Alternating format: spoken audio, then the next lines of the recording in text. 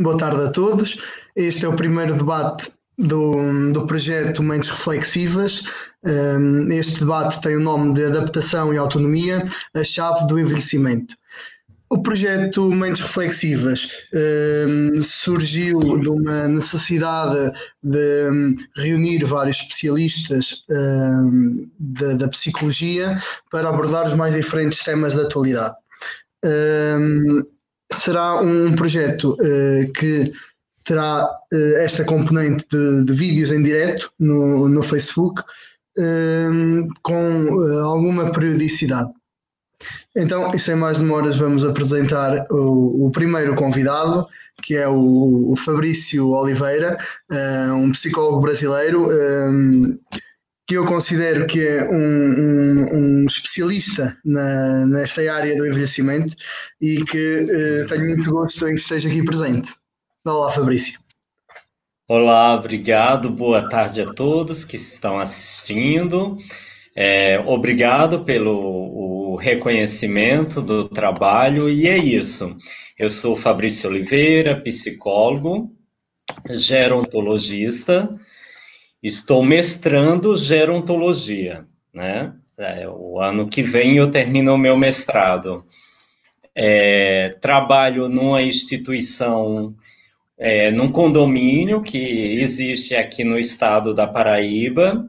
Sim. Trabalho voluntariamente uma vez por semana. É um condomínio que foi criado para idosos morarem sem pagar nada, um condomínio gratuito, feito pelo governo do estado. Hoje a Paraíba tem 6 condomínios iguais a esse, em todo o entorno da Paraíba, do estado, tanto no litoral ao sertão. E estão construindo mais 2, vai ser 8 condomínios até o ano que vem, né? Os idosos entram lá, moram de graça, ficam lá até o fim da vida, até Deus permitir. Eu trabalho lá uma vez por semana, faço estimulação cognitiva e motora, sou home care, que é a minha parte de trabalho profissional mesmo, eu atendo os idosos em suas residências. Tem muitos idosos que não gostam de ir em consultório clínico, eles se sentem muito perturbados com o espaço, com a logística do lugar. Então, quando eu vou na casa deles, eles se sentem mais confortáveis. E faço palestras, dou aula para curso de cuidadores de idoso, para pós-graduação, faço palestra em congresso e me viro do jeito que posso com vários convites, né? Claro que sim, e o trabalho do Fabrício é realmente magnífico, eu acompanho já há bastante tempo. Temos a felicidade também de participar, de colaborar ambos na revista Envelhecer, do nosso amigo José Carreira, que espero que também nos esteja a ver. Um abraço para ele, se estiver a ver. Para além disso, o Fabrício faz ainda mais coisas, é presidente da Rede Social de Direitos Humanos para o Envelhecimento Ativo e Saudável no Brasil, que o Fabrício certamente não se importará de explicar um pouco a quem nos estiver a ver em que consiste esta rede. Então, inclusive, eles estão transmitindo ao vivo o Mariano, que é o presidente da Argentina, ele está transmitindo ao vivo pela RCDs Internacional e Nacional. Essa nossa palestra agora, né? A RCDs é um projeto social, é uma rede social, né, que envolve hoje 45 países, né? O R significa rede, o S, social, o D, direitos, o H, humanos, para o E, envelhecimento, o A, ativo, e o S, saudável.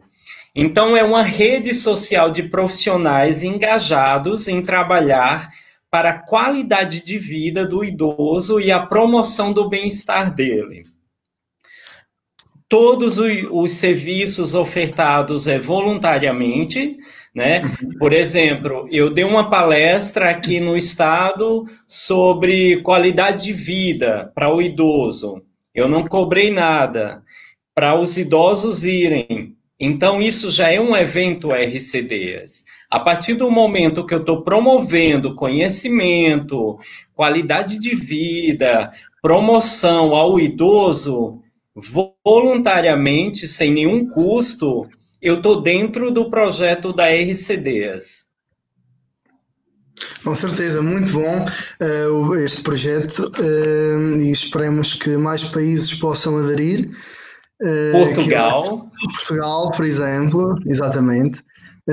Eu acho que sim, que realmente faz falta este tipo de comunidades que se envolvam de forma voluntária, ou não, neste caso é voluntário, que se envolvam para trabalhar a temática do envelhecimento, trabalhar a qualidade de vida, que são questões essenciais em todas as faixas etárias, como é evidente, mas nesta em particular eu considero que é realmente uma mais-valia.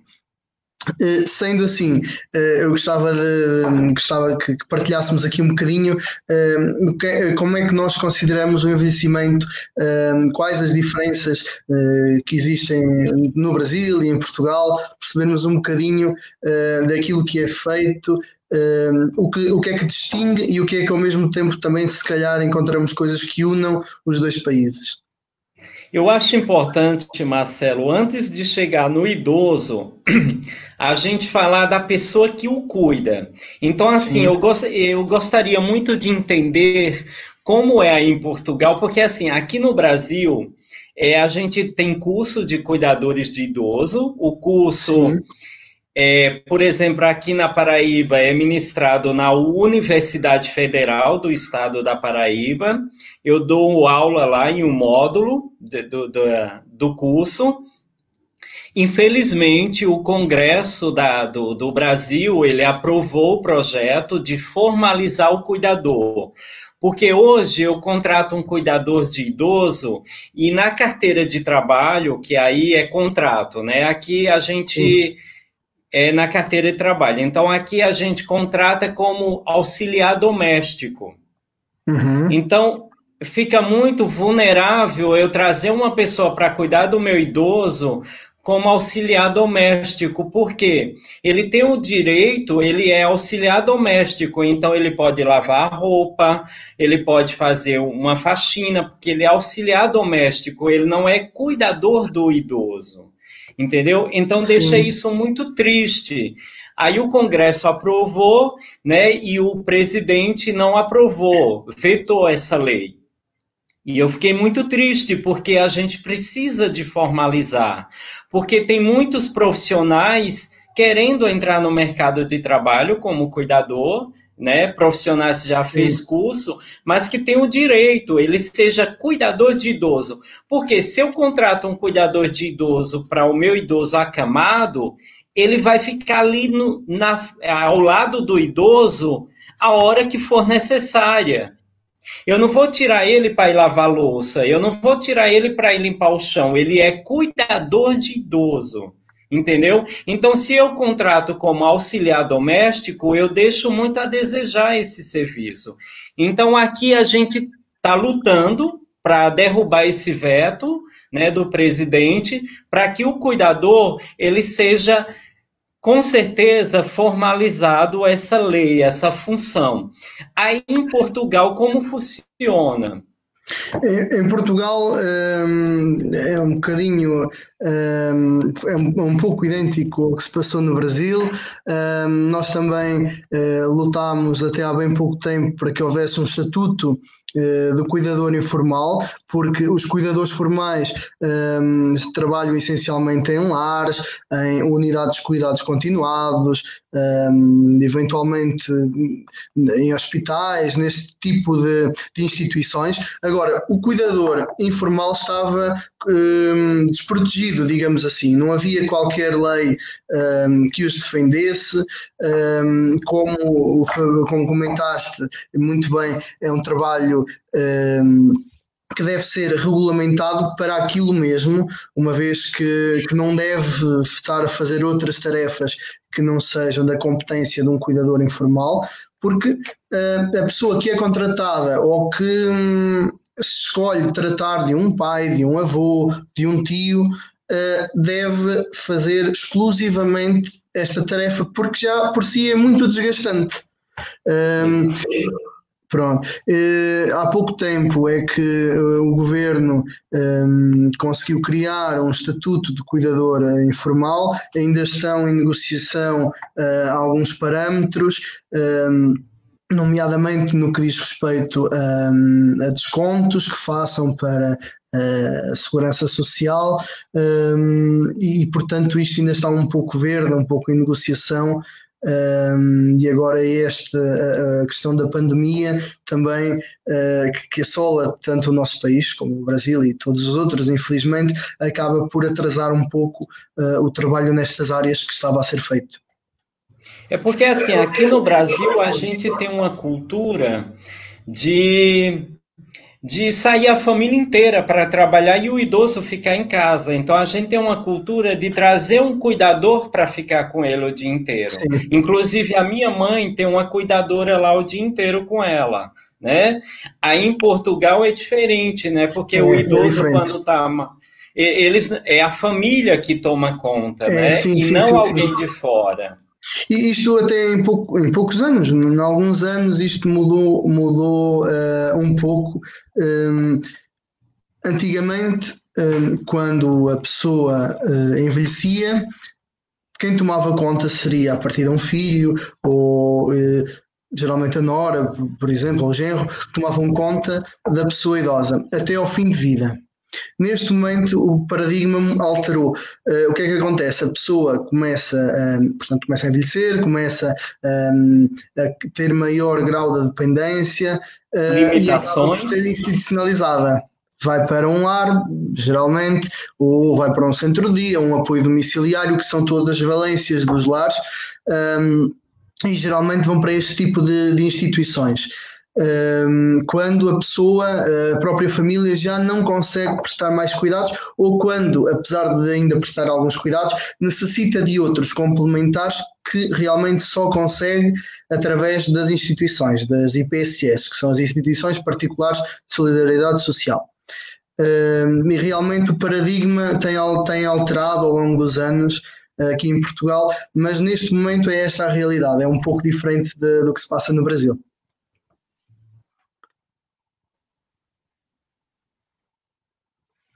Então, agora vamos ao idoso, que foi a pergunta de como é o idoso aqui no Brasil, não é isso? Sim, sim. O Brasil, ele não deixa cair a bola, ele não deixa ficar triste, ele tem muito medo das limitações. Então, quando tem alguma limitação, isso dá muito medo nele.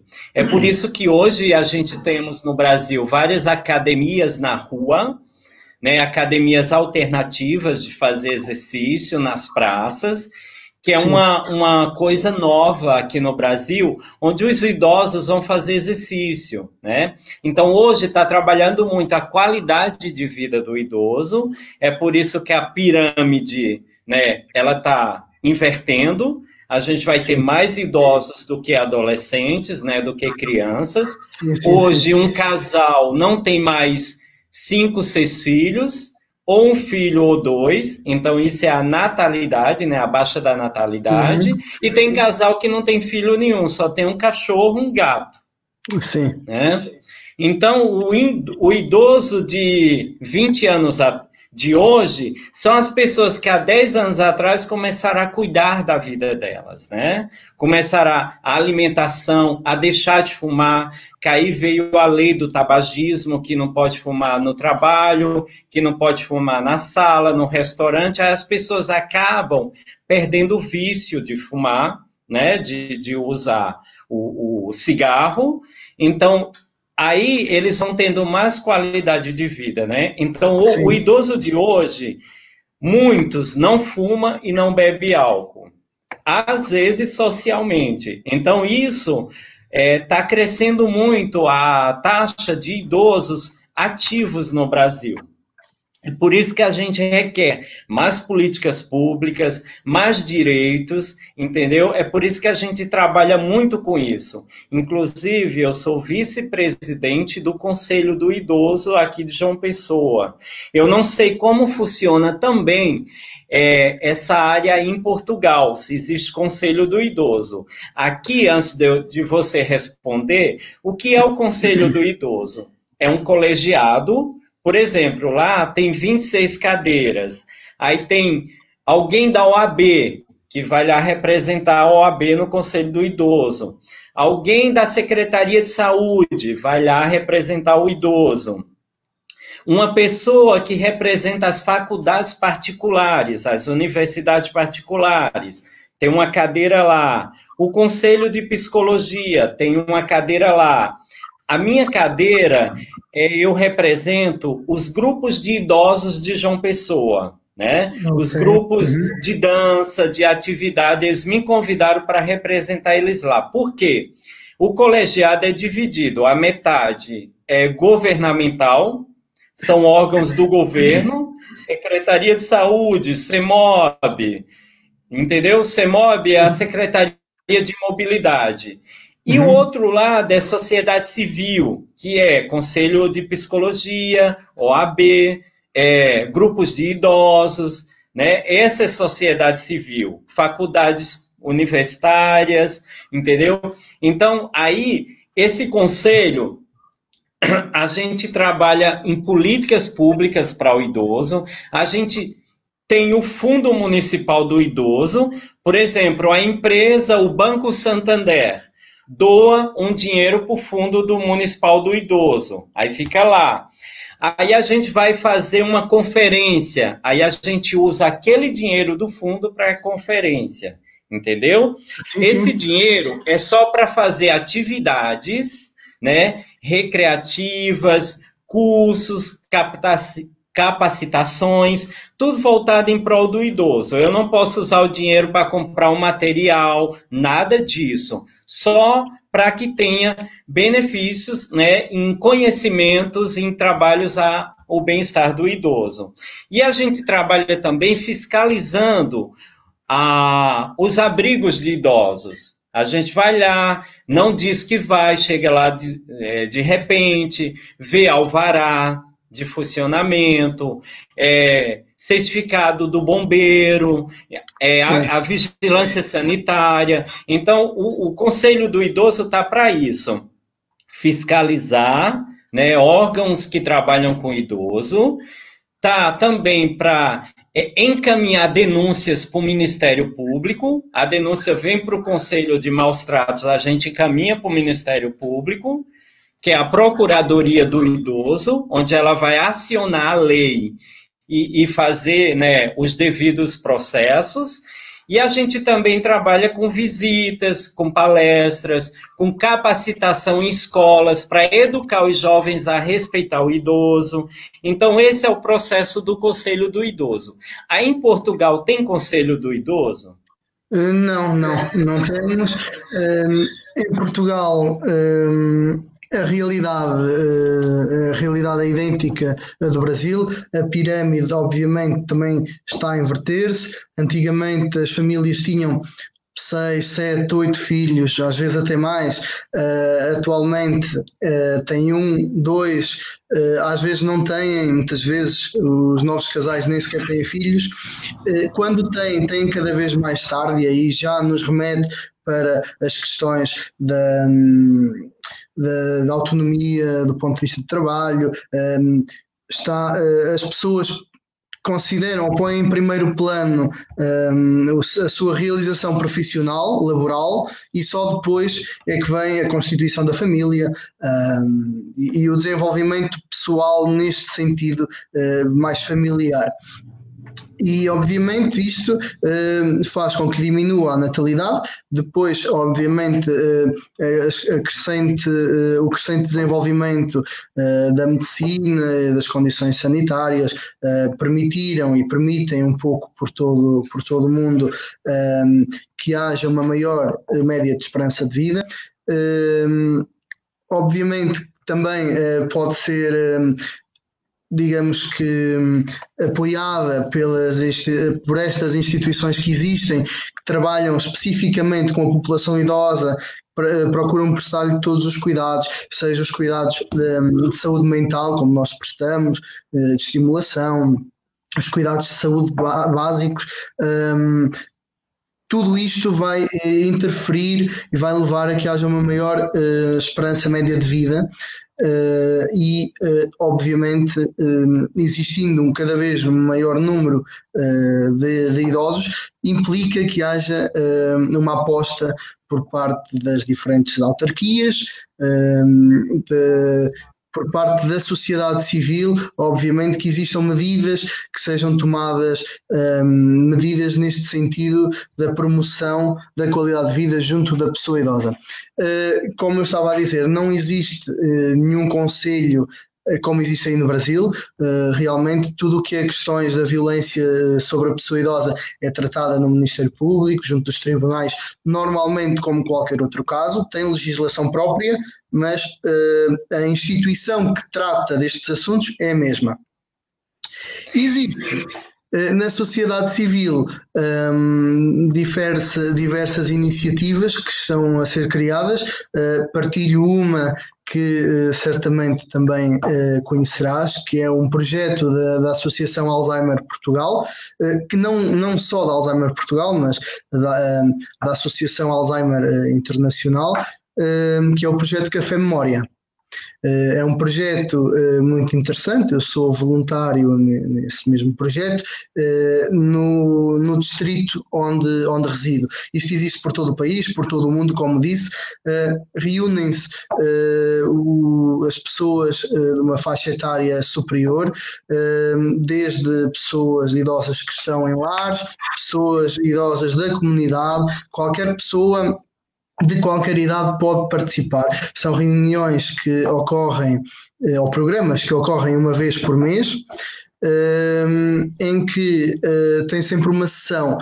No mês é uma sessão, portanto, mais teórica, por parte de algum profissional de saúde ou de outro técnico que vai explicar algo relacionado com o trabalho junto da pessoa idosa, e depois no mês seguinte é uma sessão prática um pouco mais ligada à motricidade, ao movimento, que será obviamente também benéfico para todos eles. É um projeto muito engraçado, que gosto sempre de partilhar, porque de facto é para vermos a importância que a sociedade civil pode ter construindo estas iniciativas de apoio à pessoa idosa.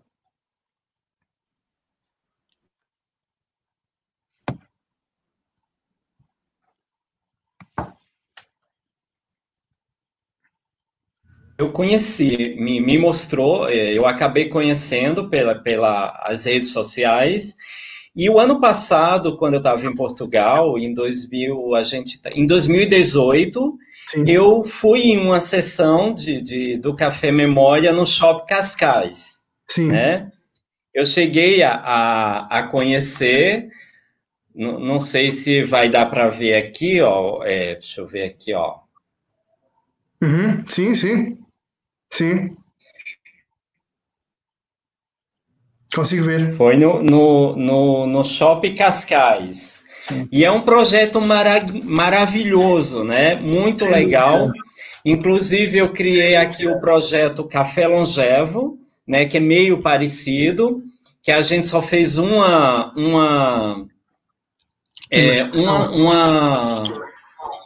apresentação, porque veio a pandemia e a gente teve o carnaval, que o carnaval para o Brasil. Claro. O Brasil ninguém se mexe, ninguém trabalha, né? Aí a gente ia voltar em março, acabou vindo essa pandemia, mas eu fiquei encantado com o projeto e eu acabei fazendo uma coisa parecida aqui, né? Mas, fora o café, outra coisa que voltando à discussão, você falou que não existe, né, conselho, mas, por exemplo, os abrigos de idosos aí em Portugal, as casas, né, que os idosos moram, uma coisa que eu fico muito triste é quando falam asilo. Eu não gosto de falar essa palavra. Sabe? E os jornalistas, os profissionais estão tudo falando da pandemia, falando asilo, asilo. Aquilo me dá uma dor no coração. Asilo é o que eu vou asilar, é o que eu não vou querer mais. Claro. E eu não quero ser um idoso de 70 anos indo para um asilo. Eu quero ir para um abrigo de idoso, para me abrigar, para me acolher, né? Cuidado, não é? Exatamente, para mim cuidar. Aqui no Brasil a gente chama ILPI, que é Instituição de Longa Permanência para Idoso. É ILPI, né? Mas as pessoas ainda, sabe, tem aquela cultura de asilo e eu fico indignado, né? Então, assim, por exemplo, voltando à pergunta, os abrigos aí. Quem fiscaliza os abrigos de idosos aí em Portugal, já que não tem um conselho do idoso? Sim, felizmente em Portugal a palavra asilo não é utilizada praticamente nesta... Graças a Deus. Graças a Deus, porque realmente é uma palavra muito forte, muito feia para utilizar nestas temáticas. Felizmente não é utilizada de todo. Quem é que fiscaliza o trabalho destas instituições, que são as IPSS, como falei, é a Segurança Social. A Segurança Social é um organismo do governo que tem profissionais próprios que fiscalizam e monitorizam o trabalho que é feito nas instituições. Aí eles fiscalizam a parte de vigilância sanitária, de alvará, de bombeiro, tudo isso. Tudo, mesmo os processos que temos de cada, eu trabalho numa IPSS, num lar, todos os processos que temos de cada uma das pessoas idosas, cada um dos nossos clientes, tudo isso é vistoriado, é fiscalizado por estes profissionais que regularmente visitam a nossa instituição e as restantes, como é evidente, para perceber como é que está a ser feito o trabalho.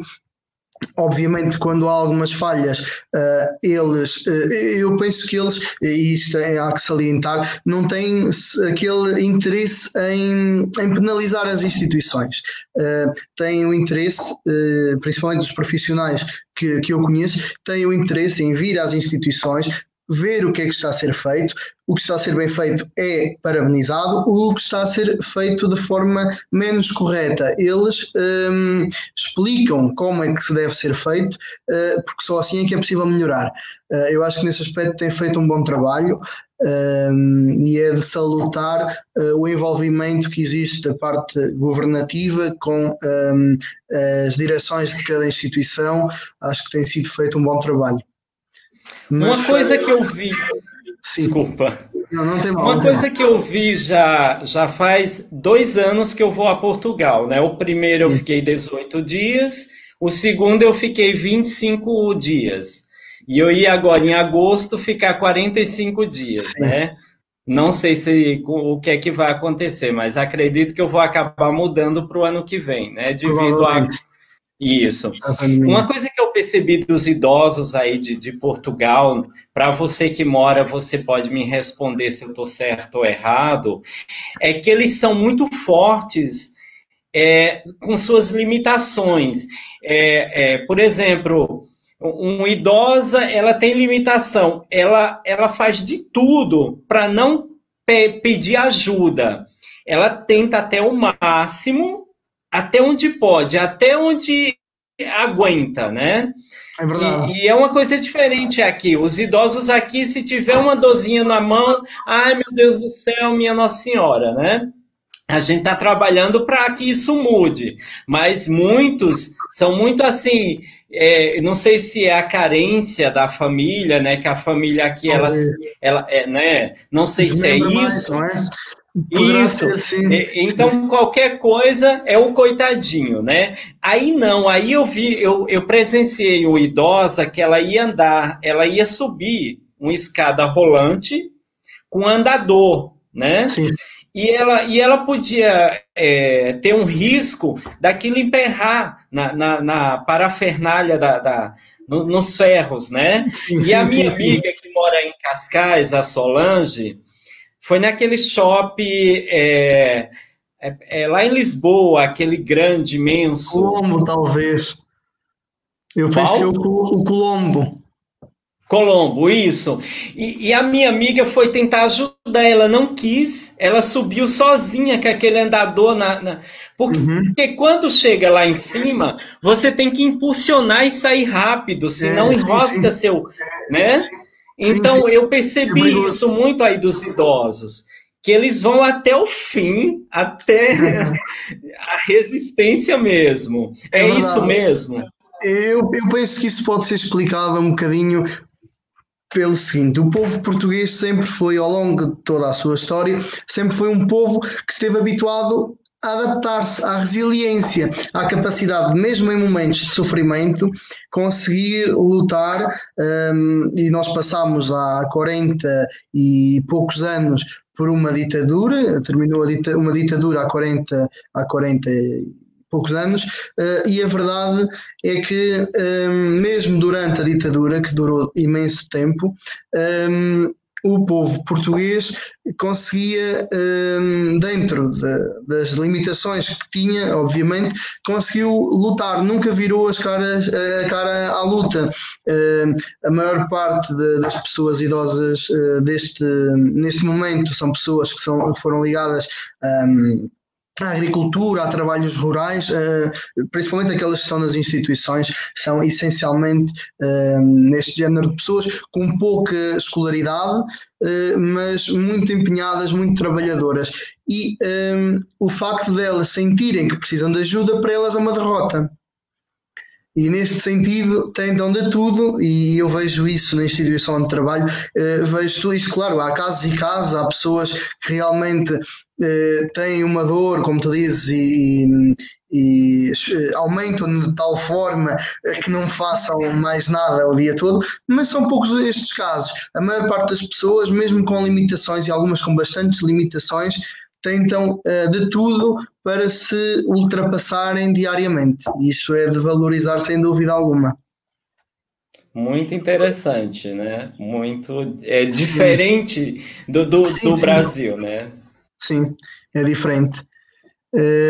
Outro assunto que gostava de debater, uma vez que já percebemos aqui as diferenças que existem do ponto de vista tanto dos cuidadores e da legislação adequada aos cuidadores formais e informais que existem no Brasil e em Portugal, e também já debatendo um pouco daquilo que é, como é que é visto o envelhecimento, a pessoa idosa em ambos os países. Gostaria que se calhar que façamos uma uma partilha, aliás, de atividades, eventualmente de medidas que possam ser tomadas para combater a dependência, porque este é que é o grande problema da pessoa idosa, é a dependência. E obviamente há uma série de profissionais, uma série não, inúmeros profissionais espalhados por todo o país, por todos os países, que trabalham diariamente esta temática, de forma a lutar todos os dias para que a pessoa idosa consiga, dentro das suas limitações, ter o máximo de autonomia possível. Eu sei que muitas vezes isto é uma utopia, portanto que obviamente que a pessoa idosa vai tendo progressivamente uma maior dependência, vai decair cada vez mais a sua condição física e psíquica, mas isto é mesmo assim, é a lei da vida. O nosso trabalho é minorar este impacto que possa ter na vida de cada um. E era neste sentido que eu gostava que houvesse agora uma troca também de partilha de atividades, porque eu acho que isso é muito enriquecedor. Então, quando eu comecei a trabalhar com idoso, primeiro eu procurei o viés, né? O que eu ia fazer, porque assim, o idoso ele não gosta de ir em consultório.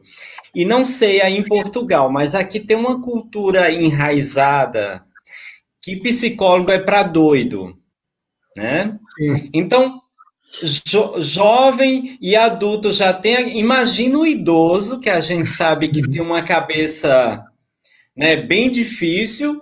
Não, eu não vou, que eu não sou doido, eu não vou para o psicólogo, né? Aqui a gente tem essa cultura. Então, jamais ele vai querer ir para um consultório de um psicólogo e o idoso vizinho à casa dele ficar sabendo. Porque aí vai falar, você tá doido, tá indo no psicólogo? Porque eles não entendem que o psiquiatra, né, ele trabalha com distúrbios mentais. Que não é doido, não se chama doido, são distúrbios e transtornos mentais. É o psiquiatra. O psicólogo, ele trabalha o alinhamento emocional, a qualidade de vida, né, estrutural de um ser humano. Então, com certeza, devido a essa cultura, eles não entendem isso. Então, assim, me ligavam, falavam, doutor Fabrício, eu não vou no seu consultório porque se alguém ver vai falar isso e isso. Onde o senhor atende? Aí eu comecei a fazer o trabalho home care, né? Eu vou na casa do idoso, que é um trabalho bem interessante, né? Que não tem aqui na Paraíba um profissional de idoso, eu sou o único aqui no estado, o psicólogo exclusivo de idoso que vai na casa dele. Tem muitos psicólogos aqui, que eles atendem criança, casais, adultos e idosos. Eu, desde o começo, há 7 anos atrás, eu atendo só idoso. Depois dos 60 anos é que eu atendo a pessoa. Então, eu posso me garantir que eu sou o único que atende só idoso, né? Então, aí eu vou na casa dele. Aí eu fiz um curso com o Dr. Anderson. Não sei se você conhece o Anderson Amaral. Não. Ele é especialista em trabalhos de atividades cognitivas e motoras. Aí eu fiz um curso com ele, onde eu comecei a trabalhar a atividade de estimulação cognitiva e motora, através desse curso. Ele é referência na aplicação de estimulação cognitiva e motora. Ele me ensinou várias coisas. Então, assim, eu vou na casa do idoso. Aí o idoso fala, Fabrício, eu não quero conversar, né? Que a gente não vai dar escuta, a gente não é o psicólogo para dar escuta. Eu não quero conversar. Aí eu tenho o plano A, B e C. Aí eu levo meus materiais de estimulação cognitiva e motora e a gente faz esse trabalho. Se ele falar, Fabrício, eu não quero conversar, não quero fazer estimulação e eu quero sair, passear. Aí ele vai para o meu carro, a gente vai andar. Como a gente mora numa capital, com praias, com praças, com uma orla muito bonita, né? Aí a gente vai andar, vai conversar, vai passear. Tem uma idosa que ela adora ir andar em shopping, entendeu? Então eu sou o único profissional que tem toda essa diversidade de trabalho. Então, assim, eu não sou só de escutar. A idosa quer conversar, então vamos. A idosa quer passear, vamos passear. Aí, porque o que é que eu faço? Não é trabalhar a qualidade de vida do idoso? Então, eu sou conduzido o que ele quer naquele momento. Porque a gente sabe que uma pessoa idosa, ela tem ela altera o humor. Né? Ela tem alternâncias de humor. O filho que não ligou, aí já vai para o psíquico, né? A irmã que não está bem, está doentinha, a perda de um amigo idoso. Então, o idoso, ele tem alternações de humor. Então, o que que eu faço? Eu faço todo esse trabalho. Eu levo ele para passear, eu levo ele para o shopping, a gente faz estimulação cognitiva e motora e a gente conversa também, né? Então, esse é meu trabalho. Então, por exemplo, um cuidador, quando está com o idoso acamado, eu recomendo que ele leia um livro para o idoso. O idoso gosta de leitura, né? Se ele está num grau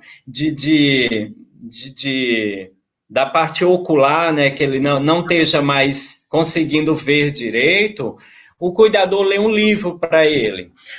Uma coisa também, existem jogos, aqui eu comprei feito, mas a pessoa pode produzir. É um baralho chamado Tempos de Lembrança. Aí esse baralho, você pode construir esse baralho, fazer com cartolina, entendeu? Você pega o baralho, um lado, você não põe nada, e do outro uma pergunta, né? Deixa eu ver aqui, ó, uma pergunta. Sim, sim, sim. Aí você, por exemplo, o cuidador, ele tem uma certa dificuldade para conversar com o idoso, porque ele não conhece a vida do idoso, ele está entrando na casa do idoso àquela hora, entendeu? Então, esse baralho, ele acaba começando uma discussão, né, familiar, né, ao ponto profissional do cuidador e o idoso. Ele dá para o idoso tira uma carta, aí ele fala, ó, a pergunta, sofreu algum tipo de acidente grave na sua vida? Entendeu? Tem várias perguntas aqui. Aí você tira uma carta. Aí tem aqui, qual foi a decisão mais difícil que teve a tomar na vida? Entendeu?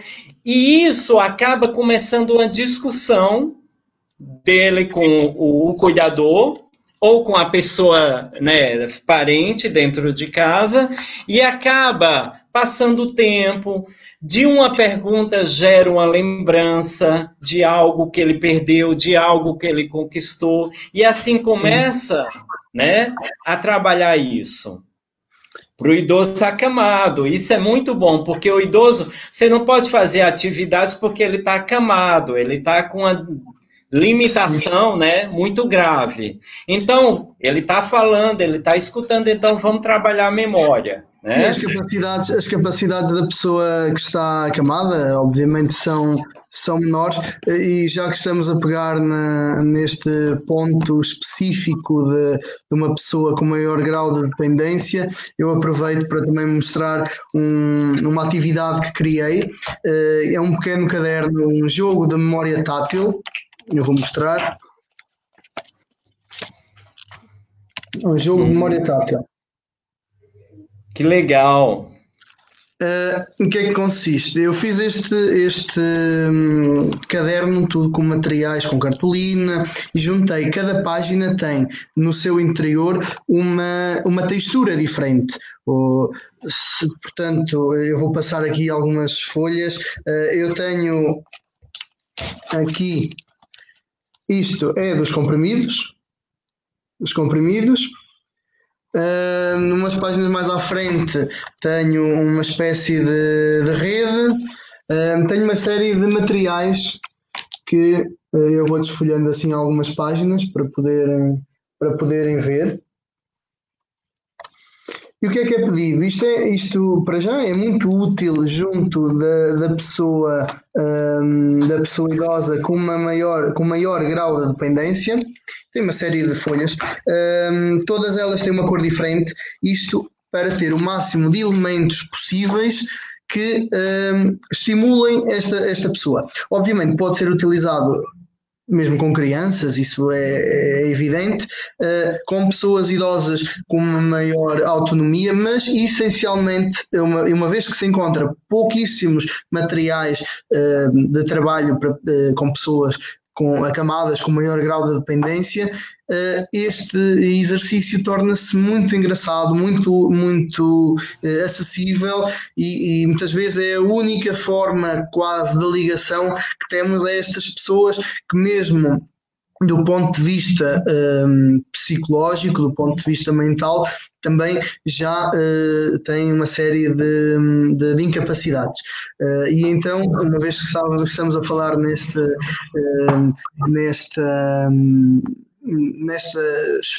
especificidade da pessoa idosa acamada, acho que o caminho será sempre na construção de materiais simples, dentro da sua simplicidade, mas que tenham uma série de elementos que permitam, aliás, trabalhar o máximo de componentes possíveis.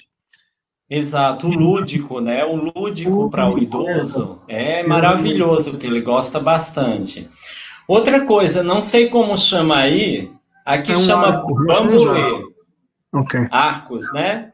Para o idoso cadeirante, ele põe, ele sobe, ele põe, ele sobe. Isso você encontra em qualquer lugar super barato, né? Ele fica na cadeira de rodas, fazendo exercício com o braço, já que ele não pode ficar em pé, entendeu? Isso é muito interessante para ele. Não pode fazer exaustivamente, são 5 para. Aí ele pode fazer com a mão assim, entendeu? Sim, desse jeito. Depois com a outra mão. Depois continua. Aí tira a roupa, põe a roupa. Tira a roupa, põe a roupa. E assim a gente vai criando, né? Ludicamente, né? Para que o idoso trabalhe toda a coordenação motora dele.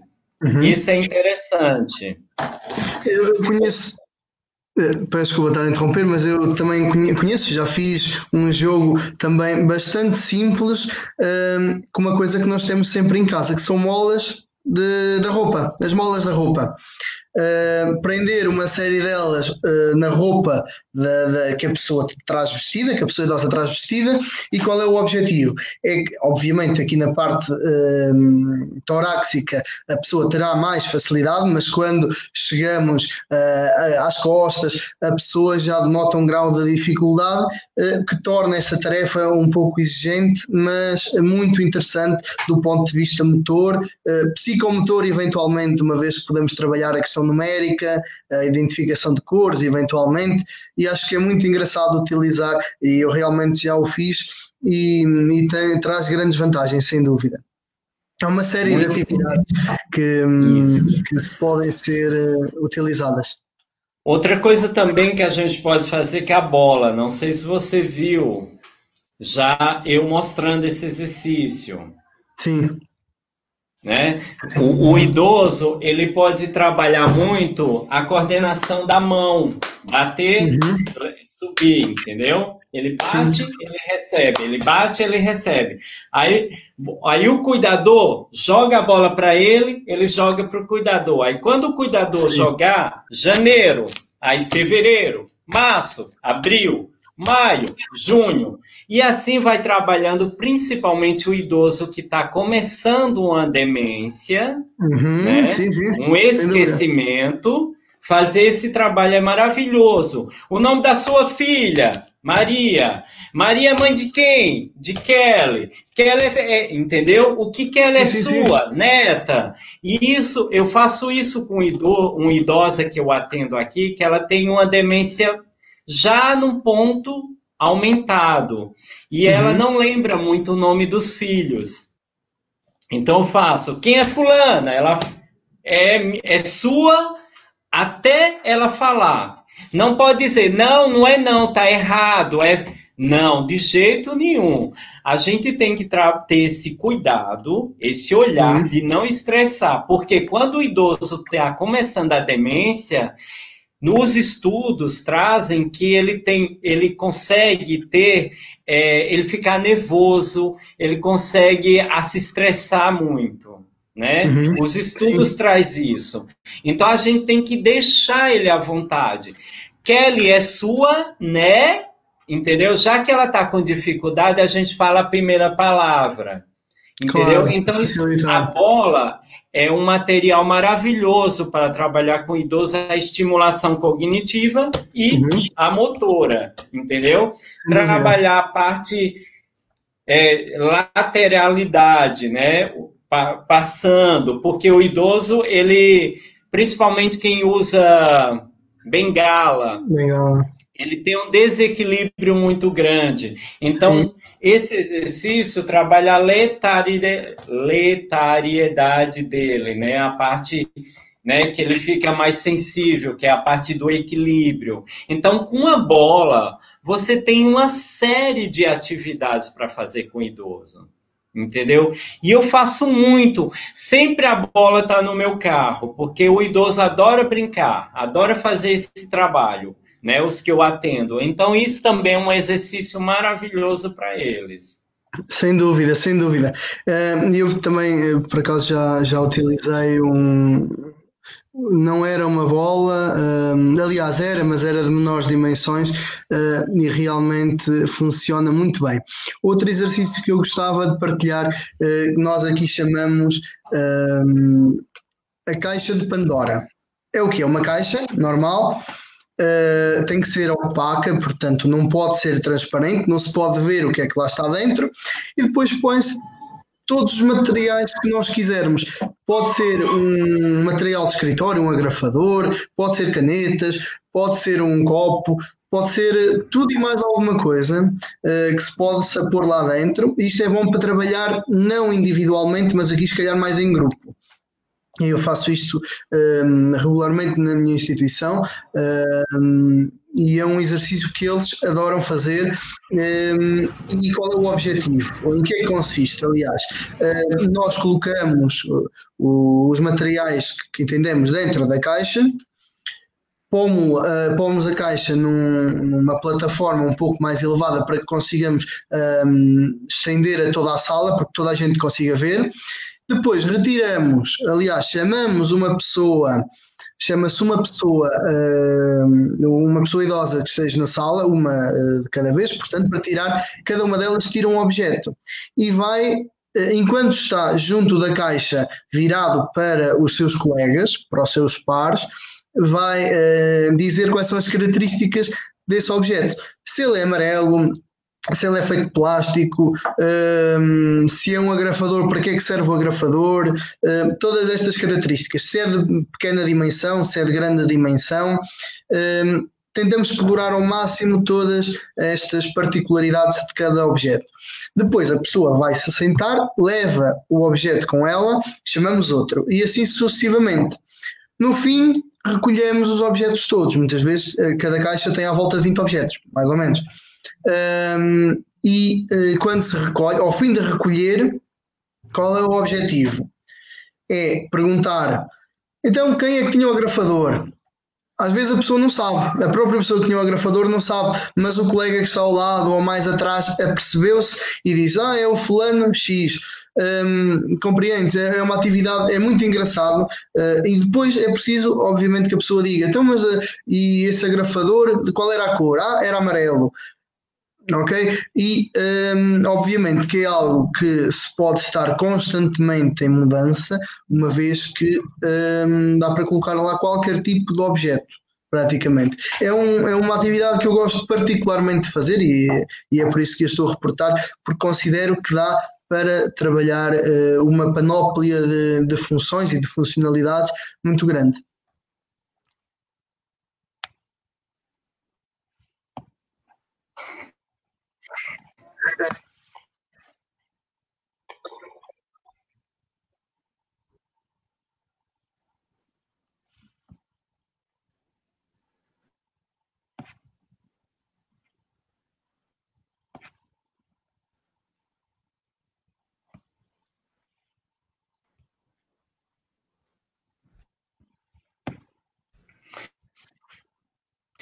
O exercício, ele é muito a coordenação, o hidroprofissional. A ser um fisioterapeuta, pode, aí é só o fisioterapeuta, né?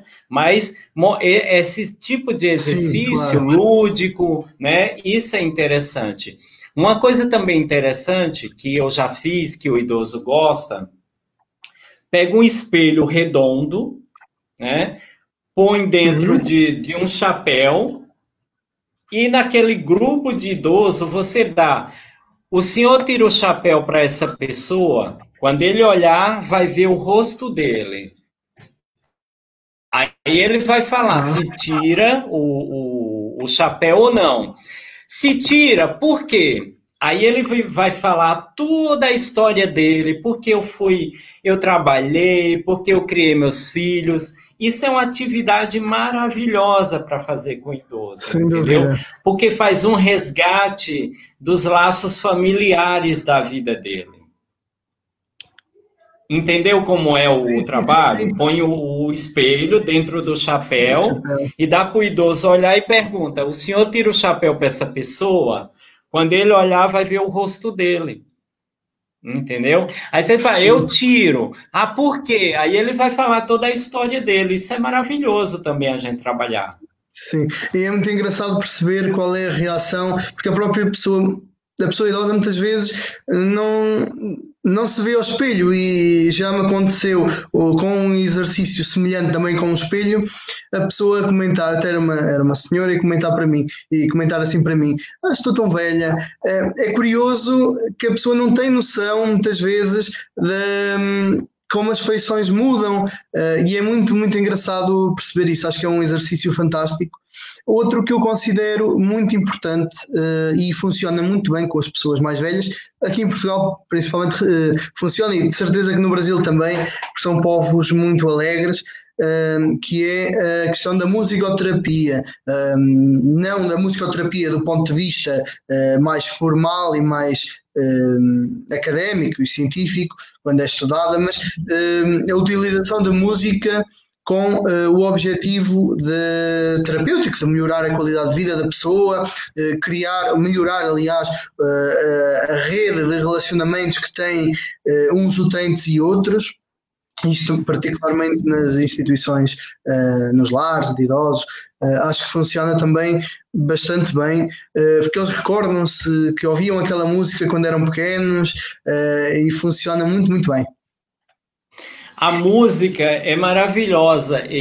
Não sei se você já viu um documentário que foi feito, não sei se foi nos Estados Unidos, que tinha um idoso que ele não falava, não olhava para nada, era só assim. E o profissional, ele colocou fone de ouvidos e colocou música para ele. E ele começou a falar da vida dele. É um documentário maravilhoso, eu não lembro o nome. A professora me trouxe no curso de pós de gerontologia, que eu estava fazendo pós-especialização, ela me trouxe. É um documentário muito rico. E a música é importante que, além dela trabalhar, a trazer, né, a adrenalina, o humor, né, trabalhar o humor do idoso, trazer alegria, também a memória dele. Quando ele dançou a música com alguém importante da vida dele, quando a primeira vez que ele escutou a música, então a música ela completa, né, o círculo da gente trabalhar, né, com o idoso. A música é o fechamento. Eu brinco muito com minhas idosas lá no condomínio. Eu ponho a música, aí desligo. Quem está cantando? Aí elas falam. Só músicas antigas que eu levo. Outra coisa importante, as músicas antigas. Sem dúvida, né? Sim. Não adianta eu levar uma música atual agora que eles não vão nem querer ouvir. Não vão conhecer, claro, não adianta, é verdade. Exato. Aí tem uma cultura maravilhosa que é o fado, né? Sim. Então o fado eles gostam, né? Desde a Amália Rodrigues, desde os cantores antigos. Aqui é uma mistura, né? Axé, rock, entendeu? Então o que é que eles gostam mais? Da música romântica antiga. Né? Cantores antigos, Roberto Carlos, um cantor chamado Nelson Gonçalves, que morreu há um tempo atrás, que era um cantor antigo, Amado Batista, cantores antigos mesmo, e mais românticos, né? Ou forró, né, que é a cultura do Brasil, do Nordeste, é o forró. Cantores antigos como Luiz Gonzaga, o Rei do Baião, entendeu? Então, músicas antigas eles amam, e é excelente trabalhar com música com eles. Aqui a música é mais tanto fado, mas aquela música popular dos bailes, eles têm uma grande. Porque assim, estamos a falar de pessoas essencialmente em meios rurais, viviam em pequenas localidades em que muitas vezes esperavam quase o ano inteiro para que houvesse as festas populares. Para ir a dançar, havia muito esta tendência, e é essencialmente, aliás, estas músicas que eles recordam com maior saudade e que lhes proporciona uma recordação e uma emoção maior. Outro exercício que eu gostava de abordar, que também, portanto, eu construí em computador, em PowerPoint, um conjunto de 10 sessões associadas à terapia da reminiscência, com objetos antigos, eu criei, portanto, estas 10 sessões, tive o cuidado de as estruturar de acordo com o ciclo de vida. Portanto, nas primeiras sessões são objetos ligados à infância, aos brinquedos, e depois progressivamente objetos do cotidiano, anúncios antigos de televisão. Tudo isto está disponível na internet. Não há algum trabalho na recolha, mas é tudo objetos que já existem praticamente. Tudo material que já existe já está fotografado e documentado, e torna-se muito engraçado. Eu cheguei a aplicar muitas vezes este programa que criei, e que se calhar de todas as atividades que vou criando, que vou desenvolvendo junto dos meus clientes, neste caso das pessoas idosas, talvez tenha sido este o exercício que maior prazer lhes dá de fazer, de ver. E realmente, a partir daí, nós numa sessão conseguimos desconstruir uma série de histórias de vida que cada utente teve, e é muito engraçado o trabalho que é possível fazer com um simples projetar de imagens. Muitas vezes. Eu também, entretanto, nessas sessões eu tinha o cuidado de arranjar. Portanto, havia uma sessão, eu sei que tenho uma sessão que é só com dinheiro antigo, que nós, a partir do início do século, passámos a utilizar a moeda euro, né, da União Europeia. Antes tínhamos uma moeda própria, que era o escudo. Eu tenho algumas moedas, aliás, eu até faço coleção desse tipo de moedas e notas antigas, e utilizo neste sentido terapêutico. Portanto, ao mesmo tempo que mostrava as imagens numa tela grande destas moedas, por exemplo, eu conseguia levar algumas para lhes apresentar, para que eles pudessem tocar. O tato é muito importante. Entretanto, isto mais objetos, aqueles carrinhos de madeira que havia antigamente aqui em Portugal, todos estes objetos eram possíveis de encontrar verdadeiramente, para além das imagens apenas. Isso é enriquecedor, sem dúvida. Eu, inclusivamente, eu cheguei a dar aulas numa universidade sénior durante 3 anos, e não sei se existe este tipo de projeto, também é um projeto fantástico, depois posso explicar mais um bocadinho. E como disse, dei aulas de psicologia nessa universidade sénior durante 3 anos, e cheguei a aplicar algumas vezes este programa, e traz realmente benefícios fantásticos, tanto para trabalhar individualmente como para trabalhar em grupo. É muito bom, realmente.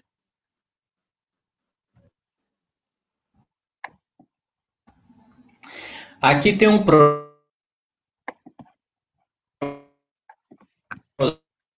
projeto que é Universidade da Terceira Idade.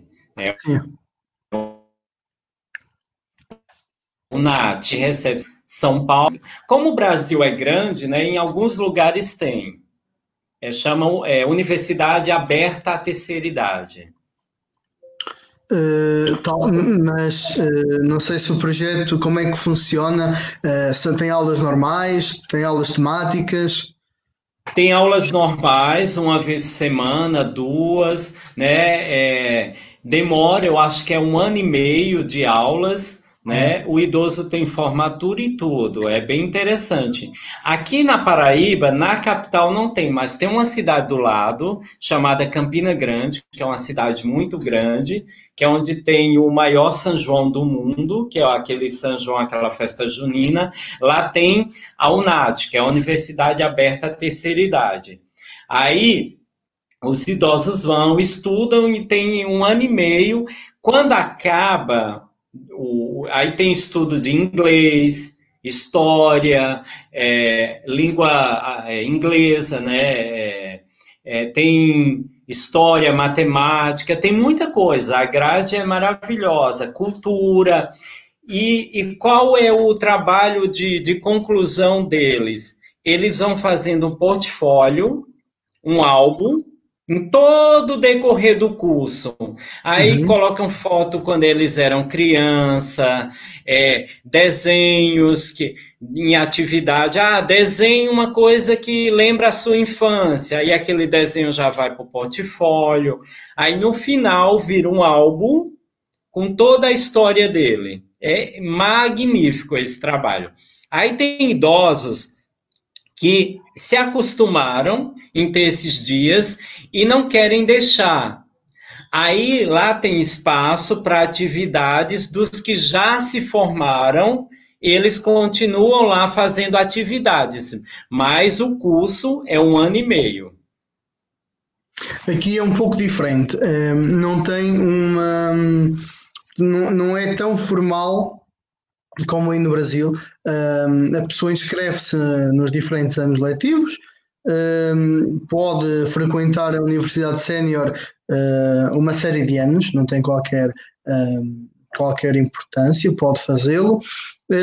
Tem aulas realmente para além das aulas de psicologia, as aulas de atividade motora, de teatro, as aulas de música, inclusivamente eu falo na Universidade Sénior onde dei aulas, que é a Universidade Sénior de Nelas, no local onde eu resido, e é um bocadinho essa experiência que eu posso dar.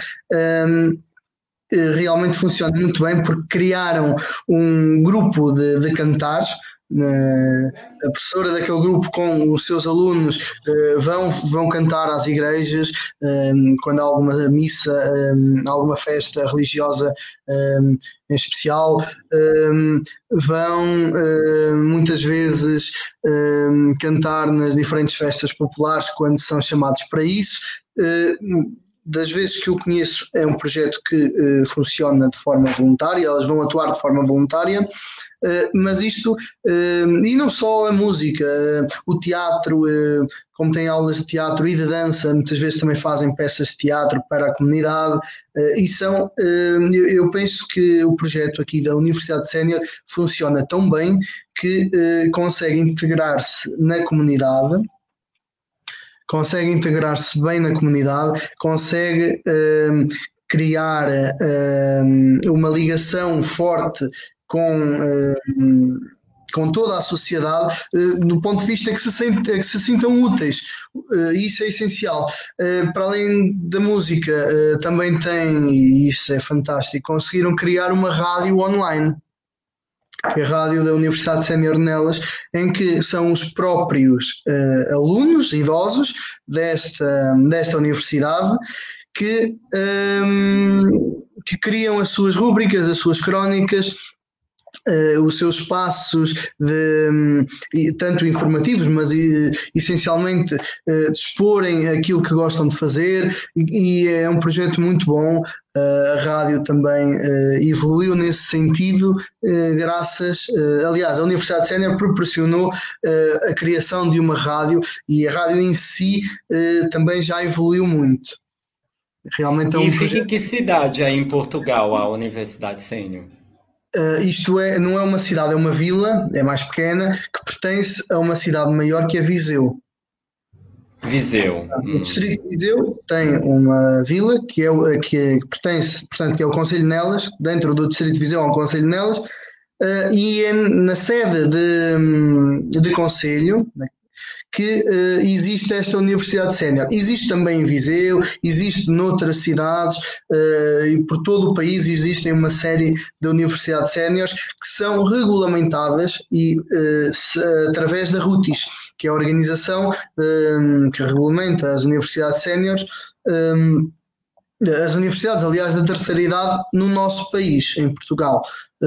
Tenho conhecimento que também existe noutros países com este nome, mas será em menor expressão realmente. Em Portugal, este projeto está muito bem implementado e acho que a Universidade Sénior aqui de Nelas funciona muito bem porque está estruturada de forma a capacitar todos os seus alunos a estar integrados na sociedade e a sentirem-se úteis. Isto é essencial num processo de envelhecimento, porque muitas vezes um dos grandes desafios no envelhecimento, e penso que concordarás comigo, é quando se entra na reforma. A reforma, que é a aposentadoria, não é? Aí no Brasil, quando a pessoa se aposenta, a pessoa está a trabalhar quase que de um dia para o outro, a sua rotina muda completamente. E depois tem muita dificuldade em encontrar atividades que lhe preencham tanto, que lhe preencham o tempo e preencham essencialmente espiritualmente, não é? Cognitivamente, o tempo que as suas profissões lhe exigiam. E então as universidades séniores, no meu ponto de vista, acho que conseguem muito bem colmatar esta preencher esse espaço, né? Sim, sem dúvida, sem dúvida. É porque assim, quando o idoso ele perde a parte laborativa, né? Ele sai da área laboral, isso mexe com o psíquico dele, né? Porque ele não vai mais acordar cedo, ele não vai mais se preocupar com o horário, ele vai estar no seio familiar novamente, né? Com a mulher 24 horas com ele, filhos, netos, então mexe com ele. Então, eu aconselho muito eles procurarem atividades, né? Atividades voluntárias, grupos. A gente tem no Brasil espaços públicos que tem palestras para idosos, então a gente tem ricos projetos, né? Uns projetos ricos, né? Que fazem isso, fazem atividades. Em São Paulo tem o CRIE, que é o Centro de Referência ao Idoso.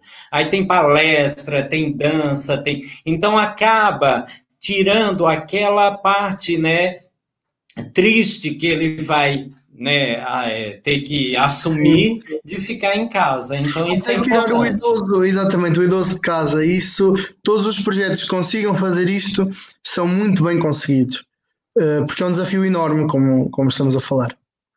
Exatamente. Sem dúvida.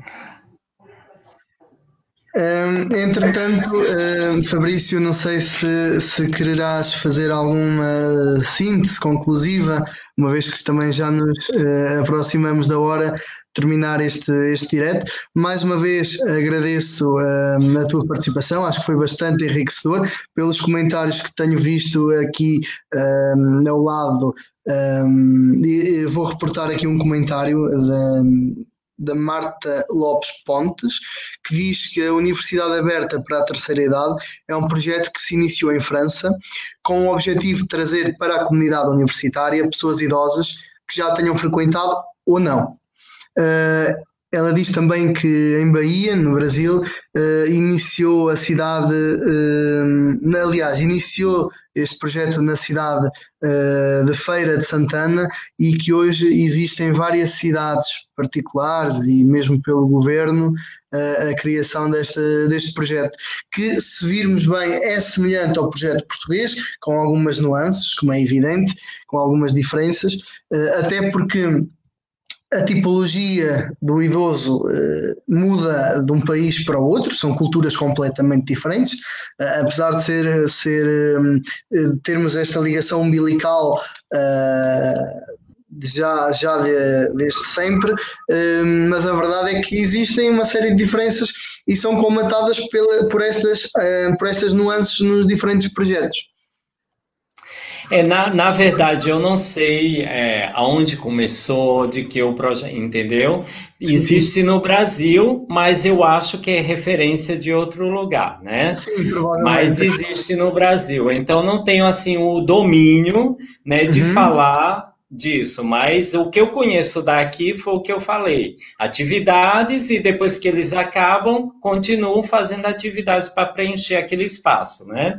Eu quero agradecer muito o convite, fiquei muito feliz, pena que essa palestra não é pessoalmente, né? Eu queria muito estar aí em Portugal, conhecendo, né, vários trabalhos, vários projetos, já cheguei em Vila Viçosa, conhecer o projeto lá que tem na Santa Casa de Misericórdia de lá, um projeto muito legal. Agradeço muito, e essa troca de conhecimento é muito boa, porque existem leis aqui, leis aí, existem, né, coisas que a gente acaba se agregando, né? Sem dúvida. E trabalhando e discutindo com as pessoas que assinam, para que incorpore, né, para que traga o bem-estar e a saúde do idoso, já que a pirâmide está invertida, né? Quero agradecer muito a todo mundo que participou do trabalho. Quero, em especial, né, mostrar a nossa marca, né, que é a Rédeas, né? A Rédeas Brasil, que eu sou presidente aqui, né, trabalhando todo esse projeto que eu te falei, que é o bem-estar e a qualidade de vida do idoso. Sim. E espero que quando a gente estiver junto em Portugal, esse projeto seja, né, explanado aí também, tá bom? Com certeza, muito obrigado pelo convite. Obrigado, Fabrício, mais uma vez, e obrigado a todos os que nos tiveram a ouvir ao longo de mais de uma hora de emissão. Mais uma vez, obrigado, acho que foi realmente enriquecedor esta troca de partilhas. Obrigado. Obrigado, tchau. Tchau, obrigado.